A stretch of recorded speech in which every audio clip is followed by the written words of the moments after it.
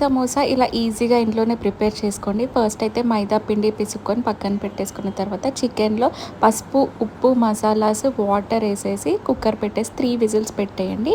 ఆ లోపు చపాతీస్ చేసేసుకొని లైట్గా కుక్ చేసేసుకున్న తర్వాత చికెన్ కుక్ అయిపోయిన దాన్ని ఇలా చేసుకొని పక్కన పెట్టేసుకొని దాని తర్వాత ప్యాన్లో ఆయిల్ వేసుకొని పచ్చిమిర్చి వేసేసుకొని చికెన్ కూడా అందులో వేసేసి మనం ఉప్పు, కారం, పసుపు, మసాలా పౌడర్ కూడా వేసేసుకొని ఒక 5 మినిట్స్ అలా పొయ్యి మీదనే ఉంచండి. సో దట్ స్పైసెస్ అన్నీ మంచిగా కలిసి మంచిగా ఉడుకుతుంది చికెన్ కూడా. సో ఈ చపాతీస్ తోటి ఈ సమోసా షీట్స్ కూడా చేసేసుకొని చక్కగా ఫోల్డ్ చేసుకొని స్టఫింగ్ పెట్టేసుకొని పక్కన పెట్టేసుకొని డీప్ ఫ్రై చేసేసుకోండి.